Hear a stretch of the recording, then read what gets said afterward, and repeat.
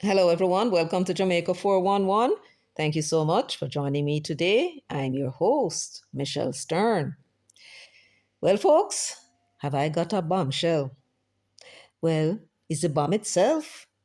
No, this is some serious thing I'm bringing to you today.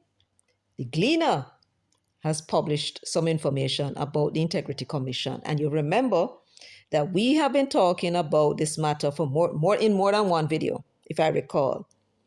Right? About the fact that the Integrity Commission has the position of executive director vacant. Well, that in itself is a bombshell of its own when I tell you what it is that the Gleaner reported. And we're taking the Gleaner's word for it, and that they got a prips or a pinch or a joke by somebody within the Integrity Commission that they class as a reliable source. So, if indeed that source is reliable, then that pinch is a bombshell in of itself. So this is an article with many bombs are fling all over the place. And when you hear what it is that the Gleaner has to say, you are going to be shocked. Now, I want to thank Mr. Vegas, first of all, for bringing this to my attention because I did not know this was out there. And I saw it just a few hours ago. Otherwise, you'd have gotten it earlier. Now, leadership vacancies cripple Integrity Commission's work, and that's a lead story. And this story was reported in the Gleaner October 12, 2025, Sunday in the Sunday Gleaner. Now, you will recall that I did a video not long ago. As a matter of fact, it was published September 24, 2025, just 2 weeks ago, entitled Patty Shop, Integrity Commission's Patty Shop, It's Getting From Bad to Worse. And it's in this video that I discussed not only the position of executive director to show you that there is no big deal in it. Therefore, why is it that they have not been able to make an appointment in 5 months? Well, the Gleaner went looking for the information, must have noticed themselves that there's no executive director and want to know why. So they went asking questions. And here is what they said they found out. So in the Sunday Gleaner, they said the Integrity Commission, Jamaica's leading anti-corruption agency, has been operating without 3 of its top leaders for weeks, a development that could significantly undermine its ability to prevent, detect, and prosecute corruption. Now, what 3 positions are they talking about? As of last week, the crucial post of executive director, the one I spoke about in that video, director of corruption prosecution, that was the position that was held by Keisha Prince Kamika, and director of information and complaints, which was once occupied by Craig Beresford, remained vacant. So the 3 positions again, executive director. That is the person who is like a CEO. He is in charge of the day-to-day operation of the Integrity Commission. Greg Christie demitted office May 17, I do believe, of this year. And since then, there has been no executive director, or that's what we thought. Now, what does that mean? It means that there is nobody in that position that is running the day-to-day operation of the commission. And we had asked the commissioners, how are they operating? Because the law itself did not give any provision for anyone acting in that position. They did not bring the matter to the parliament to ask them to make some amendment to the law, which would allow them to appoint somebody to act in the position. So how were they functioning? The second position is the position of Director of Corruption Prosecution. Now, Ronnie Lawrence, you remember him? Yes, Dayton Campbell's best friend for over 20 years. He was acting in the position for 3 months. That time has expired on September 3. So therefore, technically speaking, there is no Director of Corruption Prosecution at the Integrity Commission, so it's also vacant. The third position is that of the Director of Information and Complaints. Craig Beresford demitted office round about July 14, if I remember right. And that position has not been filled. Why? Because under the law, the only person who can recommend someone to act in that position is the executive director.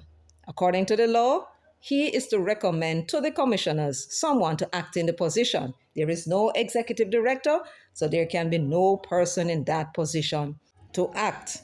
No person to act. And you remember what the function of the Director of Information and Complaints is? Yes, it is that division that receives the statutory declarations from those who are required by law to submit them. And that is also the department that also receive complaints from the public. He is the one who is supposed to examine, check the statutory declarations, and make recommendation whether or not they should be certified or whether to refer them to the director of investigation for further investigation. He is the central man in all of this, and that position has been vacant since July, August, September, and this is now October, almost 3 months. Who is acting in that position? There should be nobody acting in that position because there is no executive director to recommend the person to the commission. It is a poorly written law. Let us continue. The commission confirmed. The commission. Now, who is the commission? Now, for them to be able to say the commission, it has to be one of the commissioners. After all, it is the commission. And unless it is the person who is in the communication, and I don't know that she's authorized to give out any information of that nature. So I am suspecting that they were speaking to one of the commissioners. Not wrong, because there's nothing in the law as far as I know. I mean, I'm no lawyer, man, no lawyer, but we can read and we can understand. And I don't see anything that says that they can talk about their business. What they cannot do is talk about other people's business when they receive those statutory declarations. Yes. So they went on to say the commission confirmed to the Sunday Gleaner that it had submitted recommendations to Governor General Sir Patrick Allen for appointments to the Director of Corruption Prosecution and Executive Director posts. You hear that? Did you hear that? So they're saying, the Gleaner, that they asked, so what go on here, so? And they said, well, we did submit recommendations to the Governor General for the post of Director of Corruption Prosecution and Executive Director. We recommended 2 persons for him to appoint. So what happened? And most importantly, when did this happen?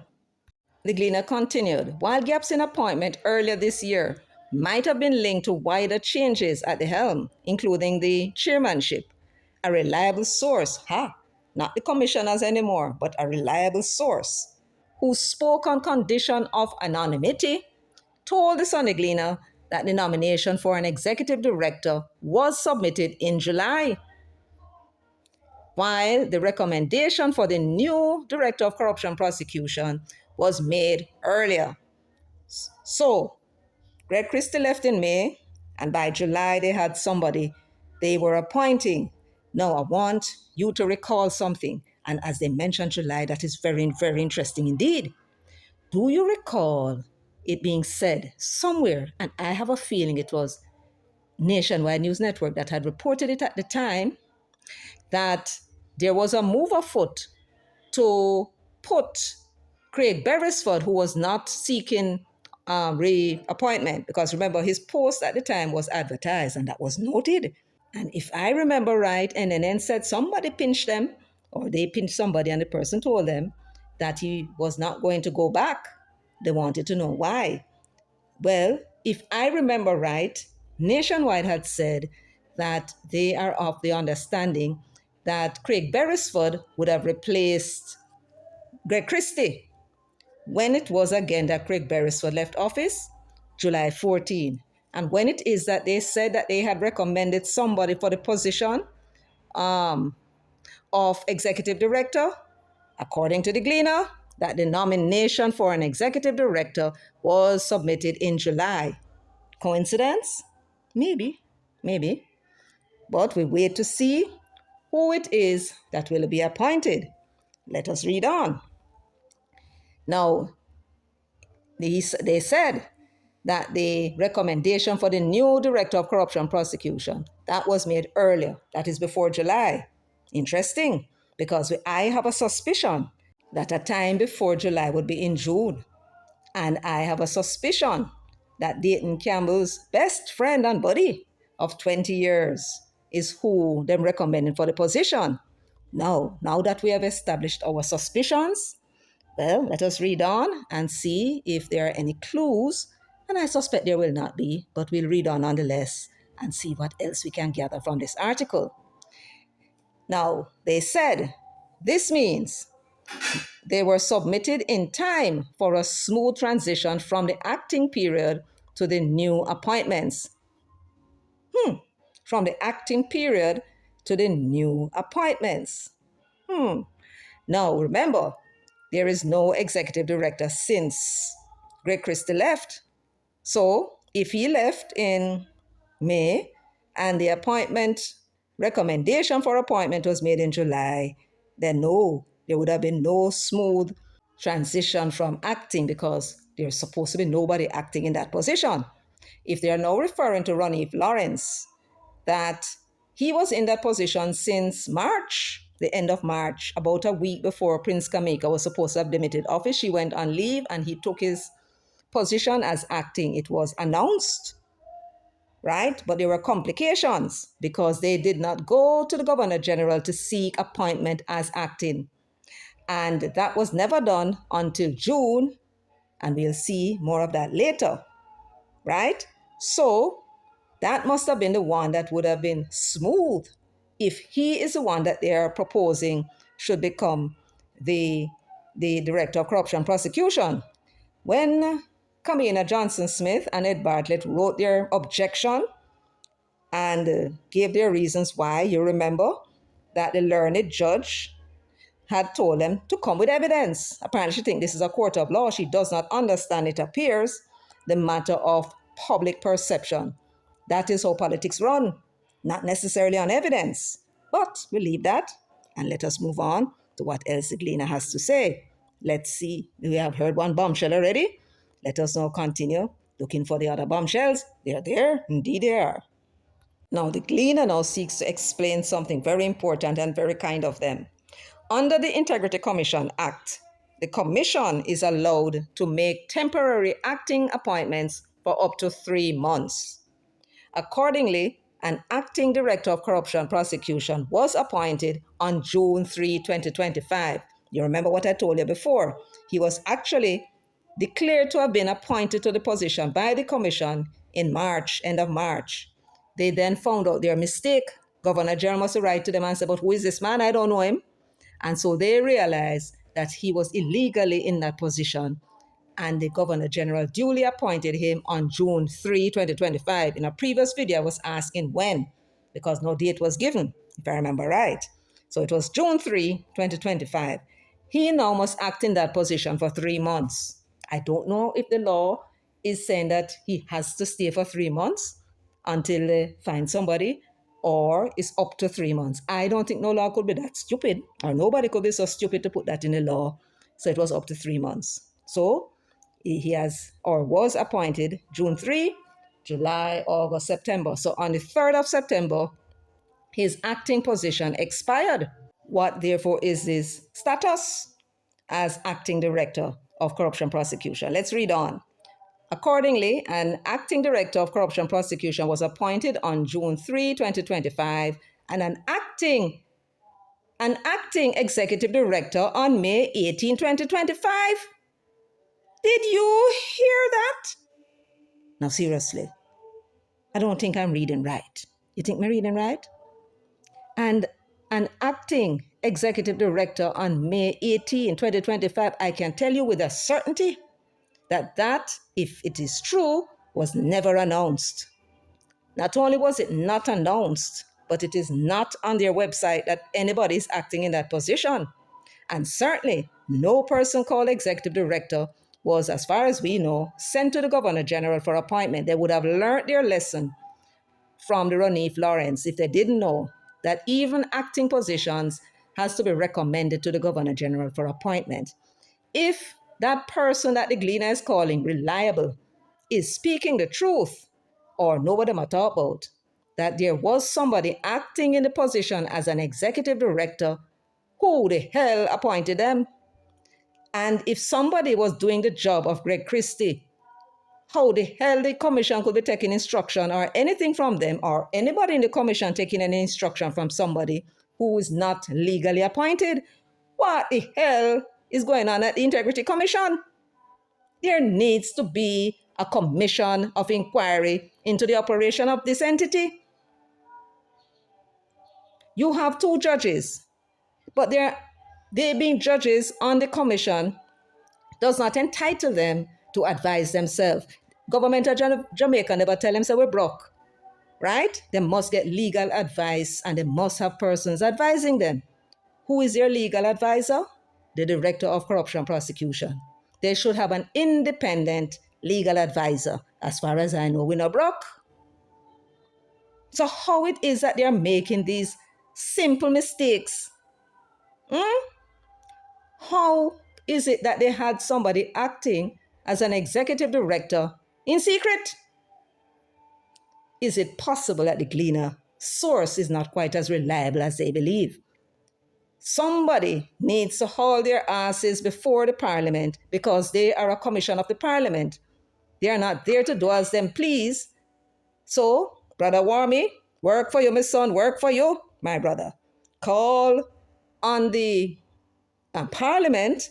They need to convene that committee, oversight committee, and invite the chairman of the Integrity Commission, Carol Beswick, to come and answer some questions, right?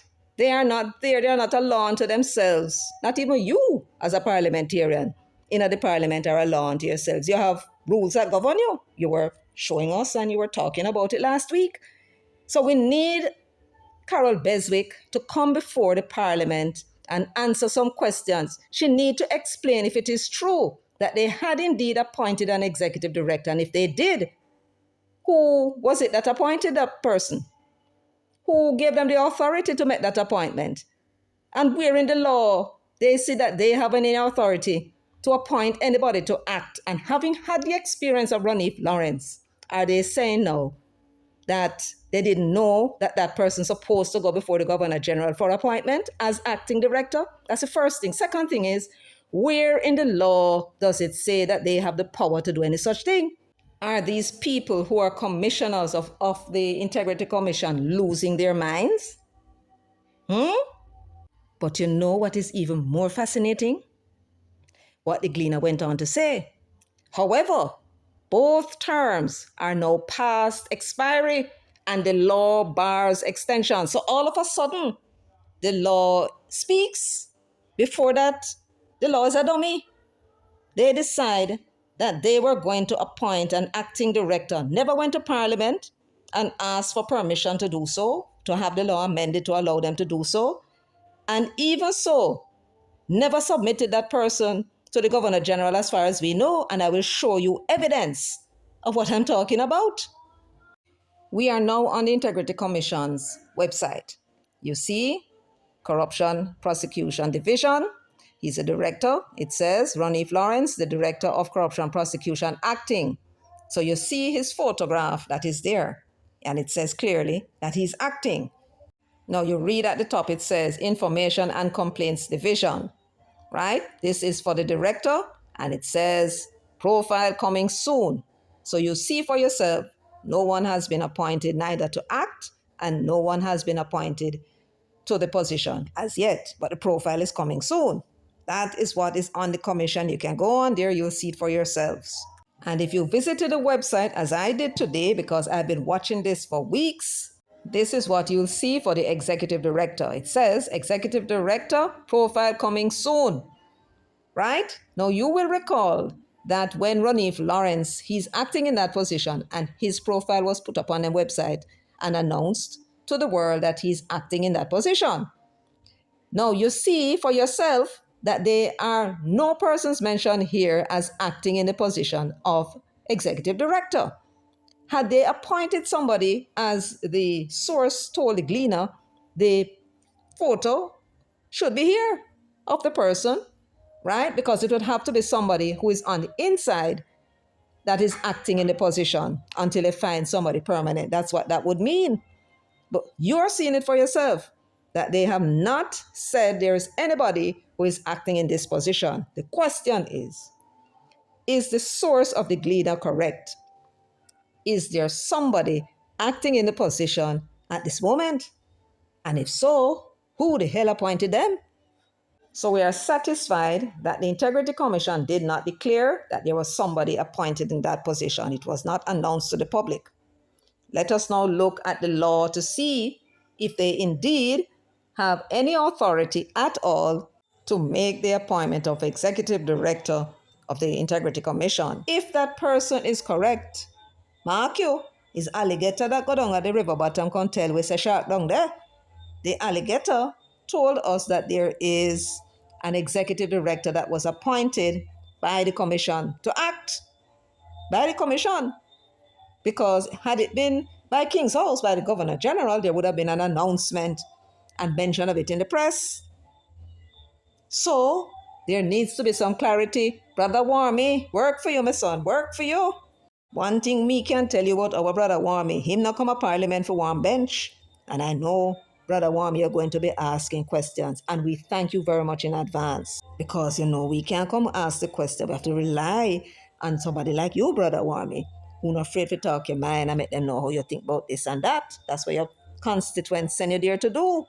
And you're doing your job fine and dandy. Yes, indeed.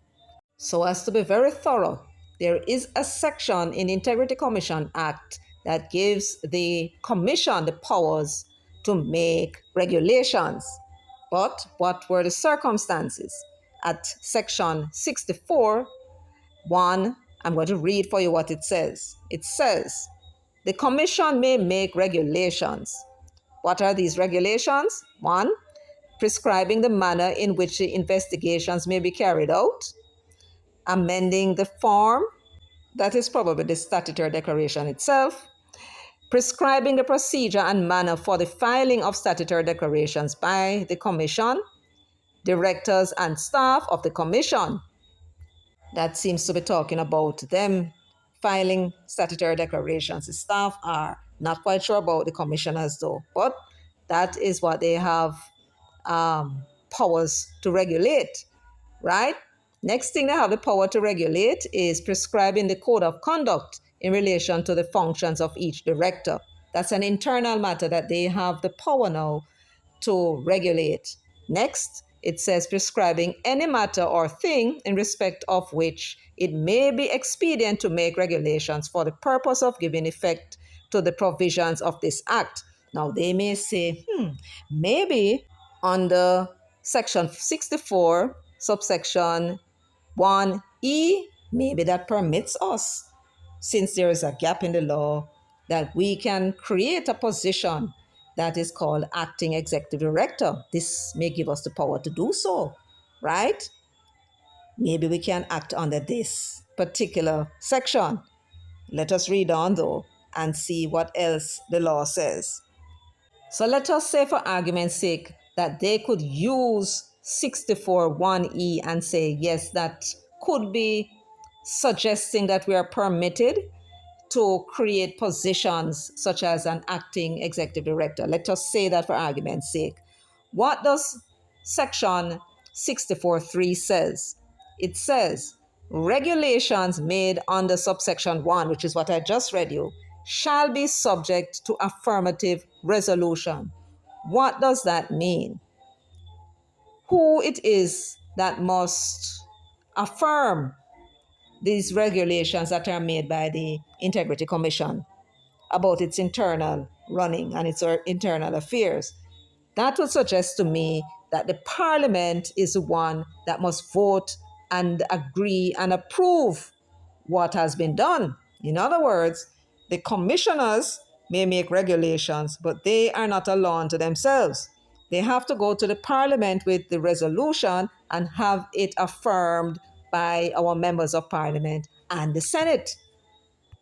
That is my understanding of what affirmative resolution is talking about.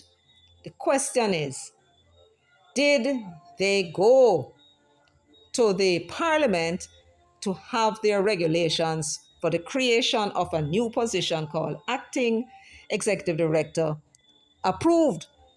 Did they do that? Brother Warmy, that's another question. for Justice Beswick, Yes, ma'am, we have enough questions for her. So that's another question to ask her. Who is advising these people in the Integrity Commission? It doesn't seem that it matters which way we look at it. It would appear that they are acting illegally.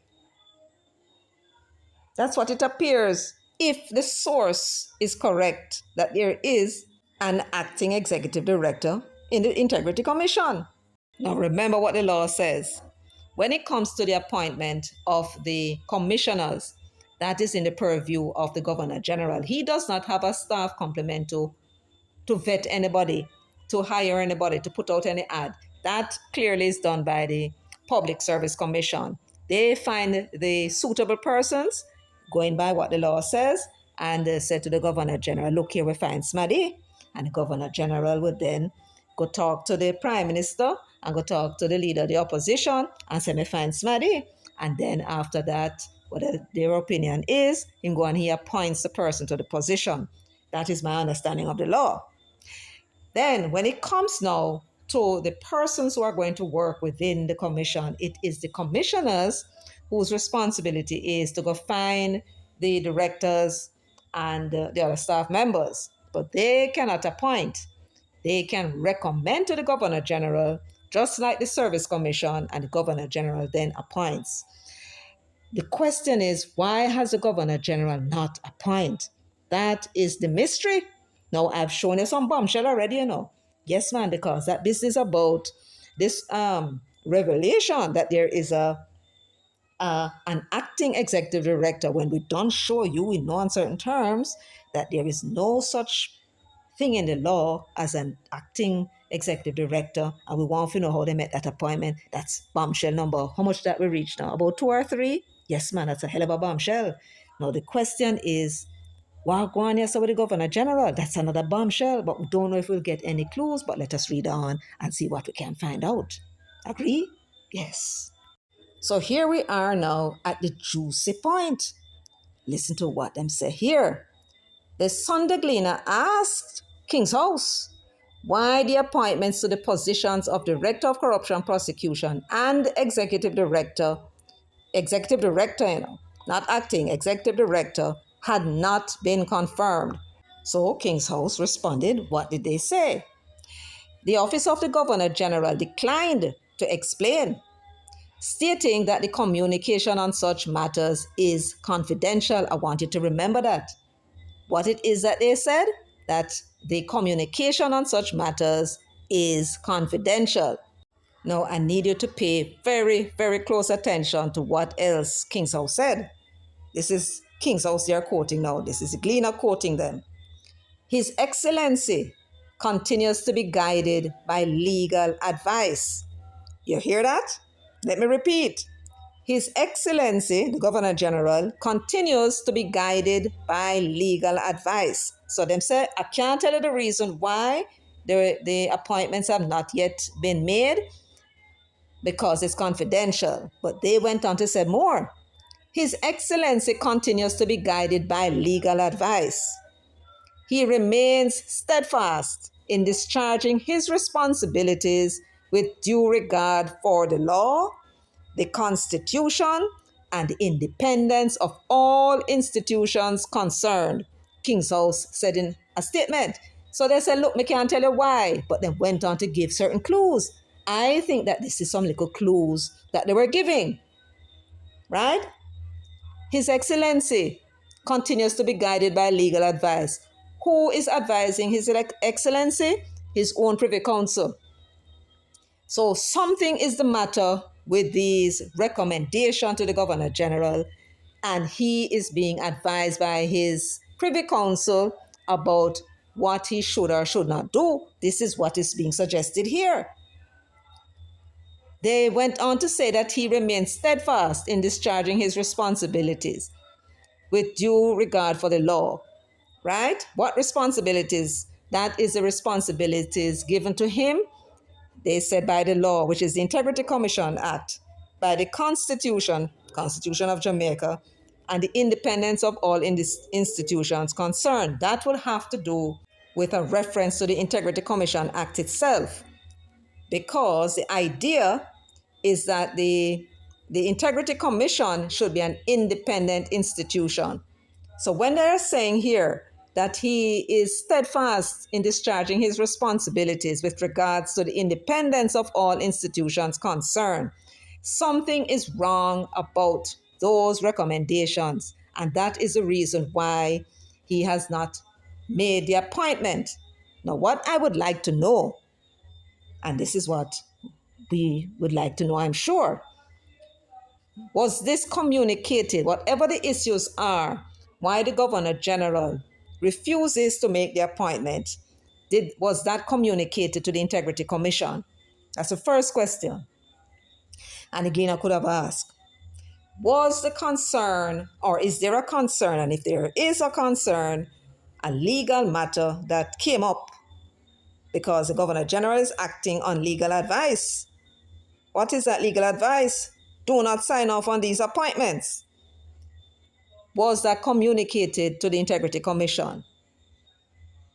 And if it was communicated to them, what was their response? Did they withdraw the recommendations? Obviously not, because somebody told the Gleaner that, look here, from July we met the recommendation and now we can't get the appointments, and now we can't, according to them, the time run out for acting, and there is no provision in the law that them can act again for another 3 months. So something is going on, and the Governor General and his staff cannot tell us. Is there anybody he can tell? His Privy Council would advise him. I am not sure if the Governor General has any powers to write to the Commission to tell them that, look, I cannot make these appointments because they are in breach of the law. That must be the only reason. When they said that they had recommended somebody to the position of executive director, I wonder if there is a question about the person. If indeed that person, as Nationwide suggested some months ago, was or would have been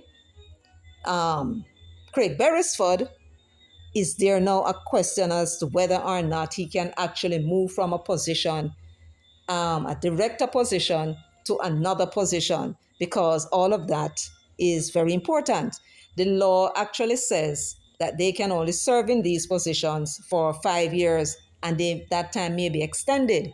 The idea that somebody will be moving from one position at a time when their position can be extended for another 5 years and take another position, that might be something that the Privy Council of the Governor General might be concerned about, the legality of that.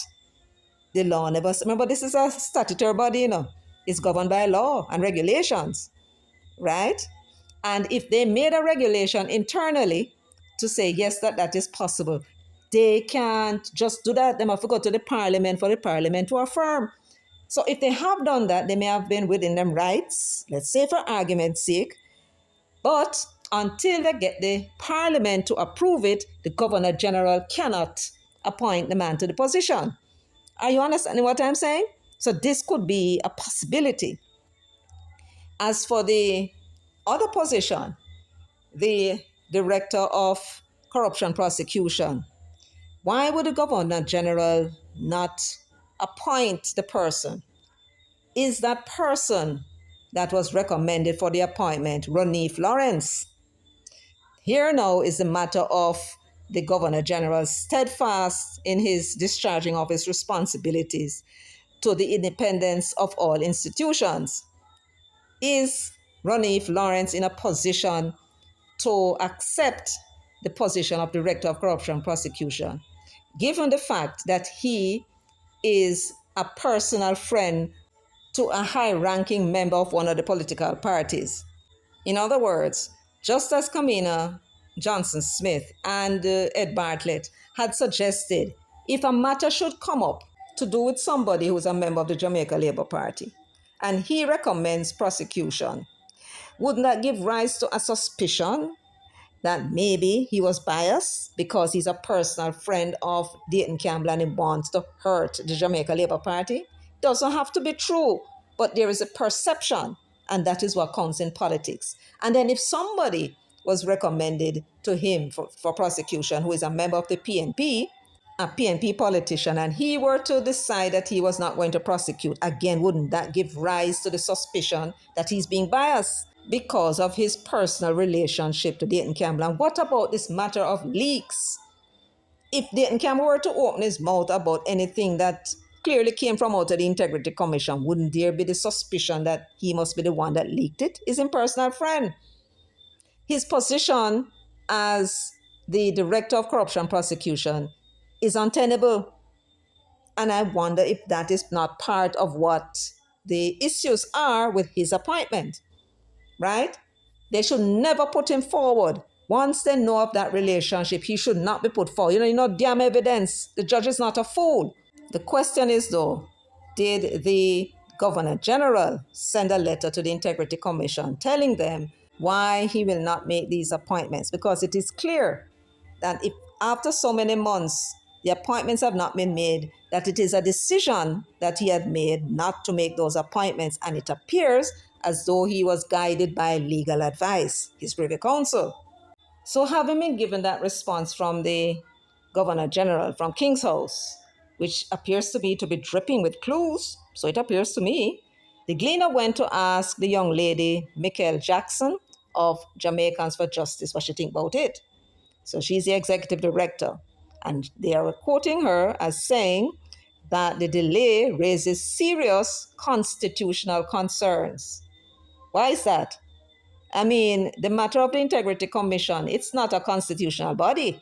Nonetheless, she's the attorney, so let us allow her to explain.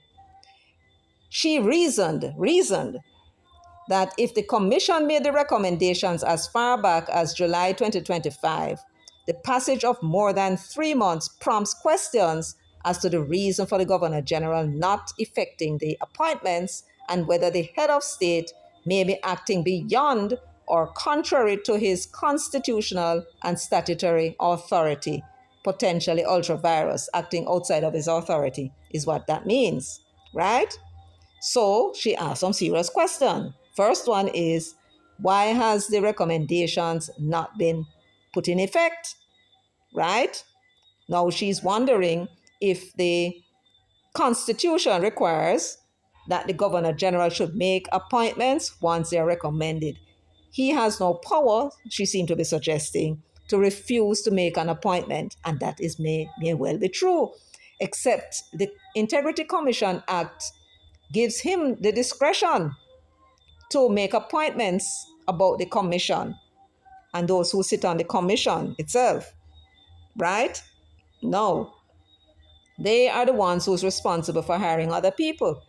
But the Governor General cannot appoint unless everything else is lawful. So that now is a question that, needs to be considered. Was something wrong with the appointment or the recommendation for certain persons to be appointed? Is it legal? Right? That could be the only thing that is holding the Governor General back. He is not, I don't think, required by the law or the Constitution to make an illegal appointment. You see what I'm saying? Yes, so that must be the only consideration in the appointment of those persons recommended by the commission. This is how me reasoning now. So she's looking now at the Integrity Commission Act. Jackson referenced Section 28(1) and Section 34 of the Integrity Commission Act, which states that the Governor General shall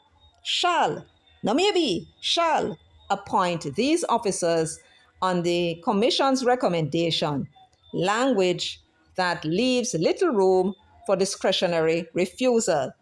Now that may be so, but is the Governor General required by the Constitution or any law to make an illegal appointment? That must be the question. Think about this, Mikkel. Think about it. Because there are certain procedure that flows from the recommendation to the appointment. In other words, the Integrity Commission must follow the law, and it is the law that the Governor General is also following. If they fail to follow the law in some ways, then right away the Governor General is in no position to carry out his function, which is to appoint on their recommendation. Are you following? Consider that. They are quoting her now. The Governor General has no discretion to refuse a valid nomination. And that is the critical question. Was the nomination valid? You hit the nail on the head, Mikhail. The Governor General has no discretion to refuse a valid nomination, acting as a ceremonial signatory. Any issue, if one exists and however reasonable, would require legal recourse, not rejection by way of prolonged delay.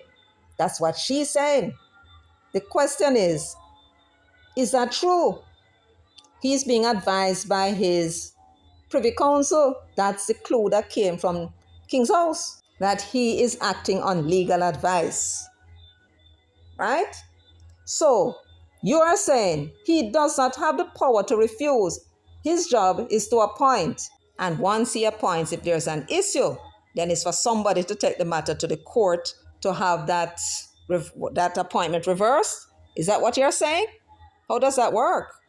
You see, Mikhail, you seem to forget that the Integrity Commission Act has given the Governor General almost supervisory role.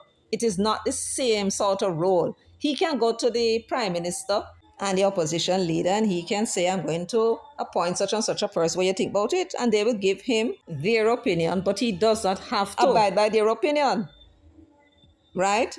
So therefore, you may be talking about what the Constitution says in certain circumstances, but did the Constitution ever contemplate him being in the supervisory role that was given to him in order that the commission would be independent? That's what I'm talking about.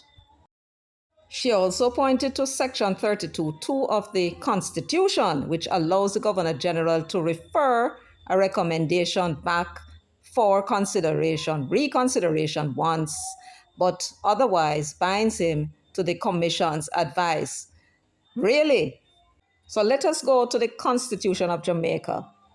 Section 32(2).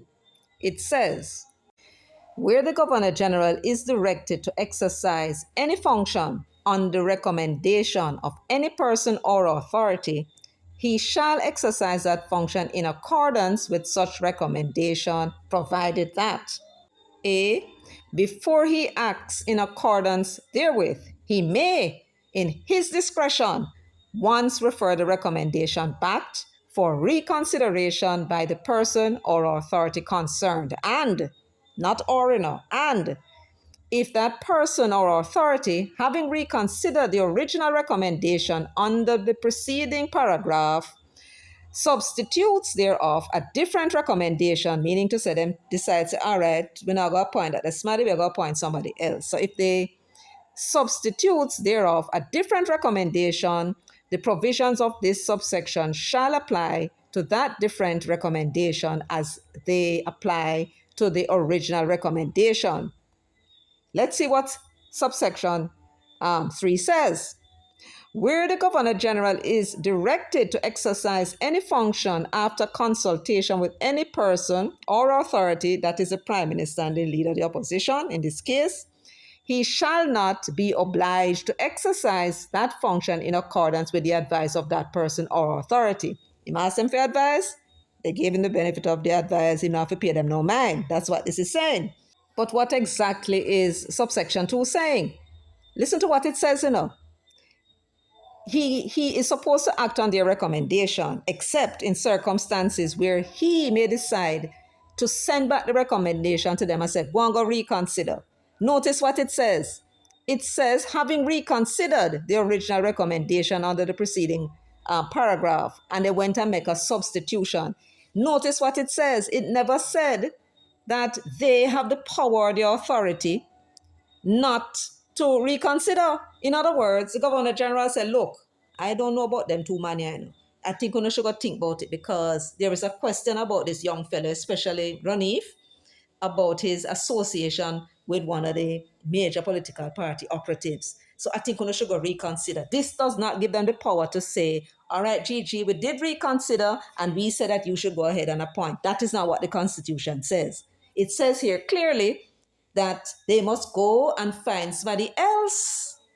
The question is, did the Governor General write back to them and ask them to reconsider? That is what the gleaner now needs to go and find out from the Commission, right? Because they never said that the Governor General asked them to reconsider. That's the point. So no, no, no. This does not suggest that they can send back the recommendation to the Governor General without changing. So if that happened and them send back the name to the Governor General, then the Governor General don't have any authority under the Constitution to appoint. They have to go find somebody else. That's what this is saying. It does not give the Commission any option other than to go find somebody else. You follow what I'm saying? Yes. Now, Michael Jackson, I want to bring your attention to subsection 4 of 32, section 32.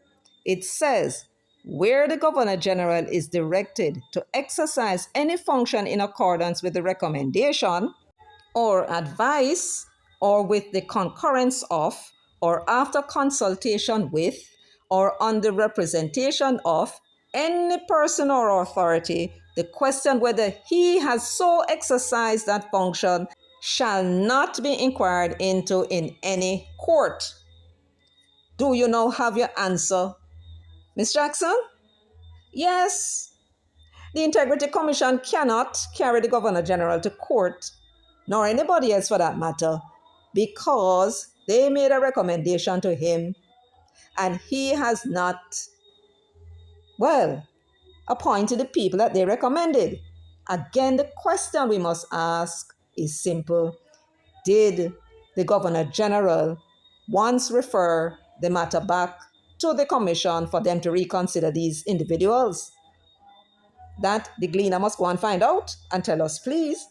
But it is very clear that when Michael Jackson said that the Constitution places the responsibility of the Governor General to refer the recommendation back once, and once, the impression she's giving is that once they decide that, okay, we reconsidered and this is the person that we say we want, the one that you send back to us to reconsider, and the Constitution binds the Governor General to take the advice of the Commission. That's what she says, but that is not true.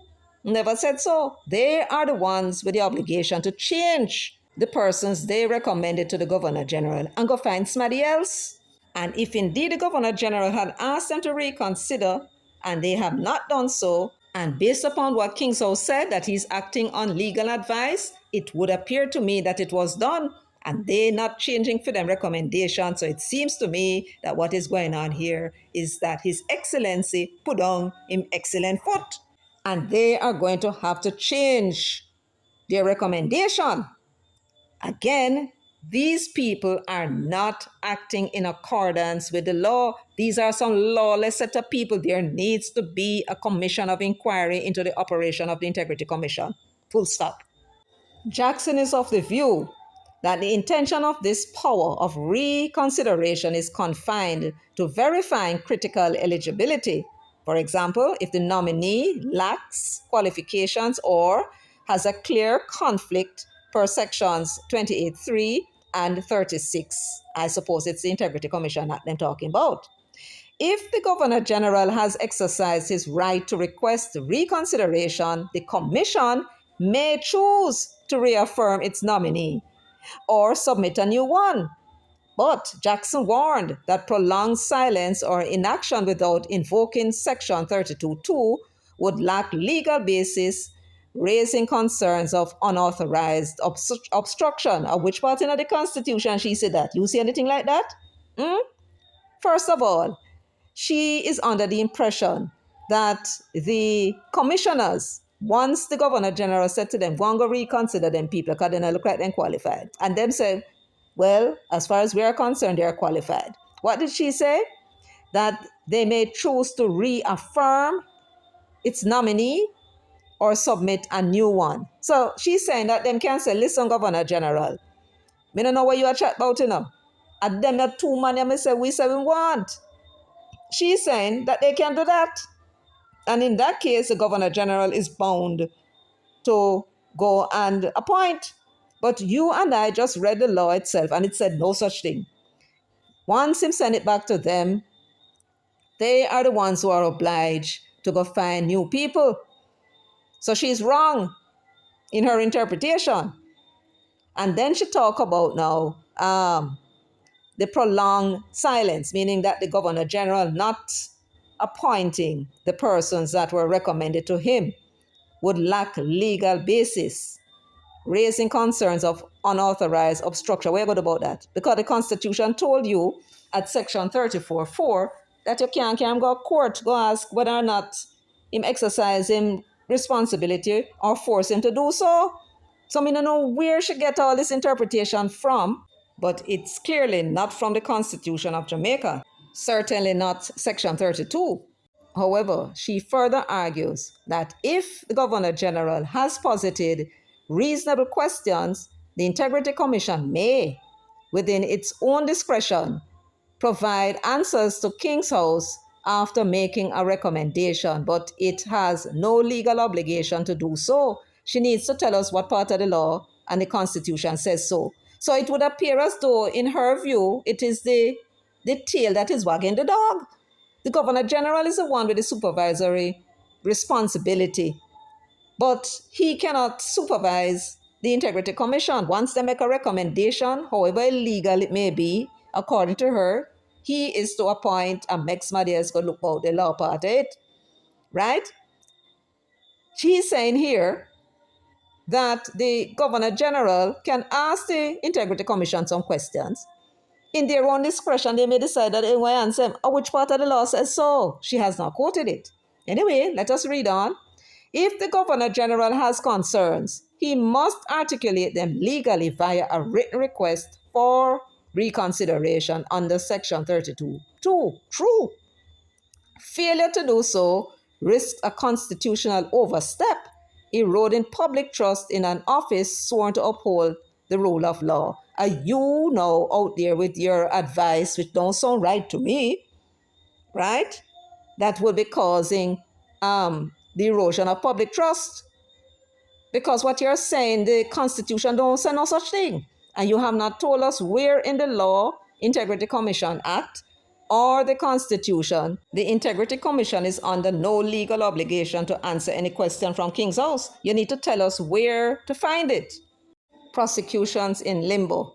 The role of the Director of Corruption Prosecution is pivotal.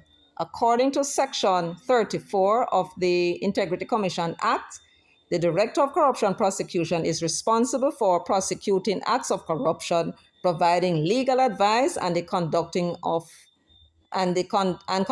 all criminal proceedings under the Act, though still subject to oversight from the Director of Public Prosecutions. Where did Gleaner get this information from? There's no such thing. The Director of Corruption Prosecution is and cannot be directed by anybody. Go read something. What's wrong with you now? The DPP only comes into it if the Director of Corruption Prosecution, in her or his discretion, go and ask the DPP for advice as to whether they should prosecute.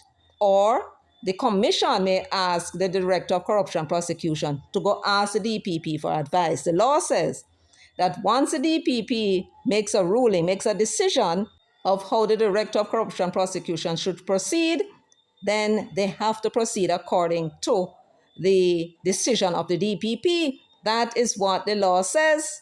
Where them get this misinformation and put out into the public?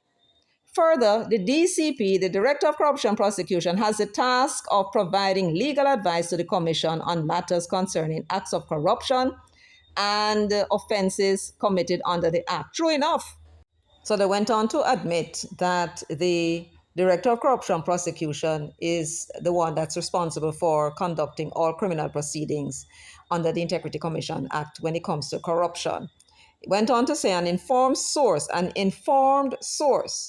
revealed to the Sunday Gleaner that several court matters currently require the Director of Corruption Prosecutors' involvement and leadership without a permanent DSP prosecutions could stall. Jackson also questioned the operational status of the office. Remember, now we know the acting position expired September 3, and they just tabled in the House the other day 3 recommendations that 3 councillors should be prosecuted. And what was the date of the recommendations?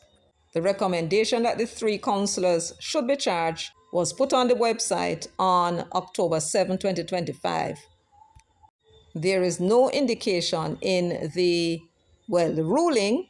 It says the commission's director of corruption prosecution, not acting, director of corruption prosecution, went on to say that he's recommending that Roger Curlew should be charged for breach of section 43(1). That's what is said for the other 2 as well, right? And it does not say when the ruling was actually made. It was put on the website October 7. That doesn't mean that that was when the ruling was made, right? The investigation certainly took place earlier during the year, May 6, and it is only just coming before the Parliament for tabling. It must have taken this long to get the indicative ruling from Ronif Lawrence, who is the acting director of corruption prosecution, whose position expired September 3. So here is Michael Jackson offering her opinion again. Has another acting been so appointed given the 3-month expiration on Mr. Ronif Lawrence's temporary appointment? If there is no acting, and certainly there is no executive director, this unsavory situation has left the office in limbo. The question is, who has caused it? Who is at fault? Jackson wants to know if cases are lagging by the wayside or have been referred to the Office of Director of Public Prosecutions. Similarly, she said the absence of an executive director who holds statutory oversight for coordinating the Integrity Commission's operations further jeopardizes strategic direction, leading the public to question the functionality of the body. Right? The question is, who is to be blamed for all of this? Who is to be blamed? In order for us to know that, we need the gleaner to go and ask the Integrity Commission whether or not the Governor General had written to them and asked them to reconsider their recommendation for appointment of those 2 individuals. We want to know if that was done. And if somebody need to go and ask the Integrity Commission if that was done. And if it was, what was their response to the Governor General's request? Yes. Anyway, folks, that's it for me today. If you found this video informative and you'd like to show your appreciation, please give the video a thumbs up as well as share. Until next time, take very good care of yourselves and walk good.